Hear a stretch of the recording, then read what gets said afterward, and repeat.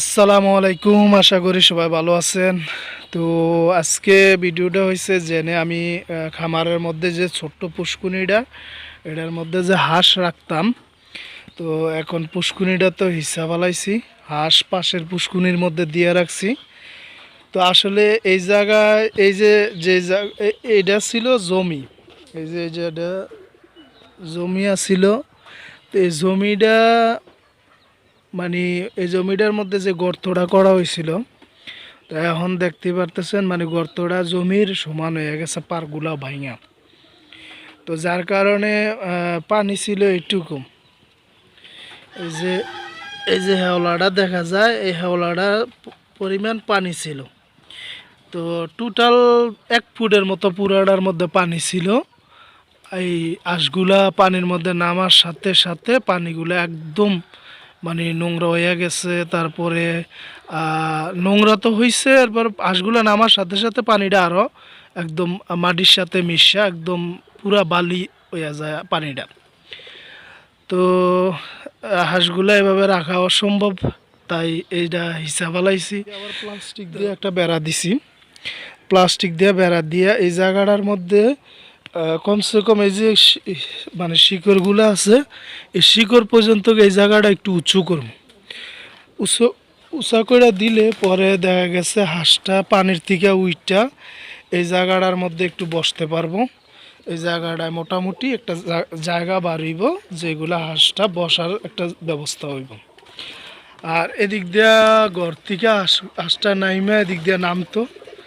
তো এই যে বেড়াটা দিছি, এদিক দিয়ে আবার একটা প্লাস্টিকের একটা বেড়া দিছি। তো আগে কিন্তু এরকমভাবে বরট ছিল, এই জায়গাটা পুরা আগে বরট ছিল।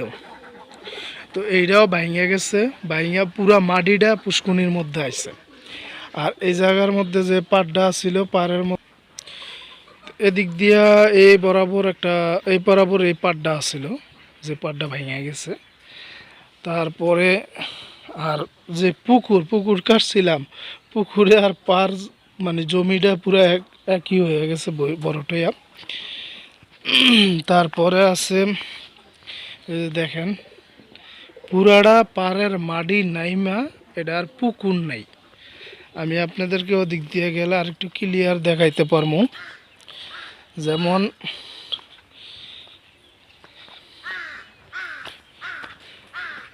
এদিক দিয়ে হয়েছে এই যেমন এটা হয়েছে জমিটা, যে জমিটা কাইটা পুকুরটা বানাইছিলাম, এটা জমিটা। আর এইটা হয়েছে বরট। তো এনে সর্বোচ্চ 1 ফুট পানির মতো আছিল পুরাটার মধ্যে। তো যার কারণে এখন বাধ্য হইয়া পারগুলা আবার নতুন করে মেরামত করতেছি। আর এটারও মানে একটু গর্ত কর্ম কমসে কম, যাতে 4 থেকে 5 ফুট পানি এটার মধ্যে রাখা যায়, তাহলে মোটামুটি হাঁসগুলো এই জায়গায় থাকতে পারবো সারাদিন। তো এই চিন্তা ভাবনা নিয়েই এখন আবার পুকুরটা নতুন করে খনন করতেছি। আর হাঁসগুলা পাশের পুকুরে দিয়ে রাখছি। তো আশা করি এটার মাটিগুলা কাইটা সুন্দরভাবে চতুর্পাশে ফালাইয়া যদি গর্তটা ঠিক মতো করতে পারি, গভীর করতে পারি, তাহলে আশা করা যায় যে আমি হাঁসগুলা রাখতে পারবো। এই যে দেখেন কি পরিমাণ মাটি গেছে। তো এখন আবার এই পারগুলা আবার দিতেছি আর মেরামত করে। আর যেহেতু উপরের থেকে মাটিগুলা ভাঙে নিচে গেছে, তো পুরাটাই কাদা মাটি, একদম কাদা মাটি। তো অনেক যেদিক দিয়ে একটু শক্ত আছে এদিক দিয়ে আপাতত কাইটা দিতেছি। আর ওগুলা একটু রোদ্রের মধ্যে শুকাইলে তারপরে ওগুলাও কাইটা এদিকে দিয়ে দেব। তো আশা করি আগামী 8 থেকে 10 দিনের মধ্যে আশা করি পুকুরটারে মেরামত করে রেডি করতে পারবো। আর রেডি করে এটার মধ্যে আবার পানি বইরা ইনশাল্লাহ আগের মতো হাঁসগুলা এনেই দিয়ে দিব। তো সবাইকে অসংখ্য ধন্যবাদ, যারা ভিডিওটা দেখতেছেন সবাইকে অসংখ্য ধন্যবাদ। আর অবশ্যই আমার সাথে থাকবেন, চ্যানেলটা সাবস্ক্রাইব করবেন। সবার জন্য দোয়া রইল। আর সবাই ভালো থাকবেন। আল্লাহ হাফেজ।